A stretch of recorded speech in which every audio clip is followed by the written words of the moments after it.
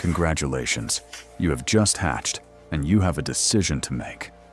Not a real decision.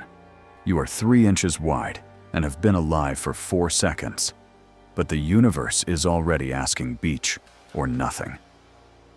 You are a sea turtle, nature's way of giving something 80 years to live and filling every single one of them with the same recurring nightmare. Your mother laid around 100 eggs in a hole on a dark beach and then immediately left.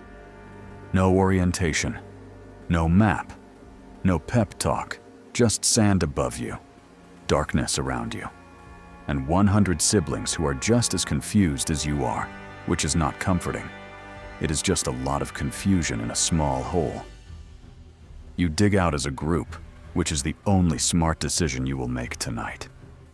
And then you run, and we use the word run loosely, because your version of running looks like a very panicked thumb trying to cross a football field. The beach is not long, it just feels long when you are 3 inches wide, and a seagull is making direct eye contact with you from 12 feet away. Some of your siblings go the wrong direction toward the lights of a hotel instead of the ocean. They just go the wrong way, and that is the last anyone sees of them. The ocean is not safety. The ocean is just a different set of things, trying to eat you. Fish birds that dive larger fish, even larger fish. And for the next several years, scientists have absolutely no idea what happens to you. This is not a joke. Researchers actually call it the lost years.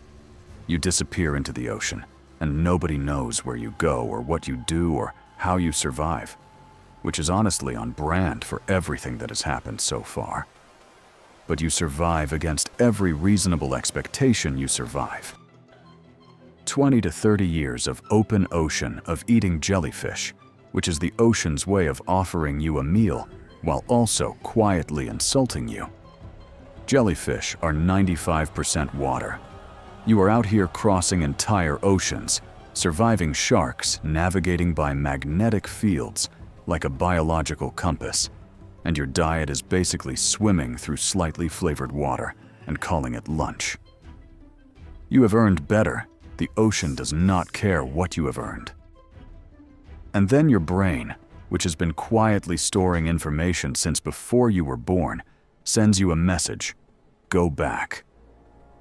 Not to a general area, not to the same coastline, to the exact beach, the specific sand where your egg was laid 30 years ago.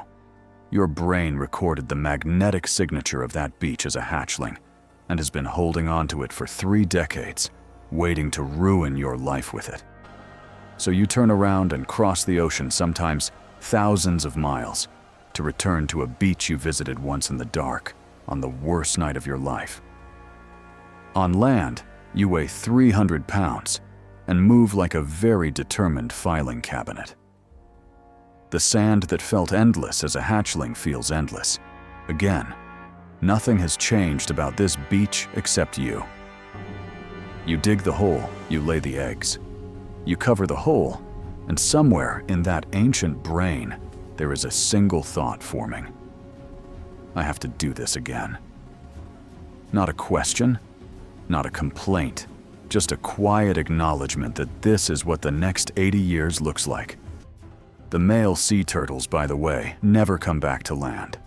Not once, they just stay in the water forever. The female sea turtle who does all of this repeatedly for 8 decades gets to know that. She does not get to be surprised. She just turns around, slides back into the ocean, and nobody at any point in this entire process asked her opinion about any of it. Congratulations, you survived. You completed the mission, and somewhere out in the ocean, right now, your body is already preparing to do it again.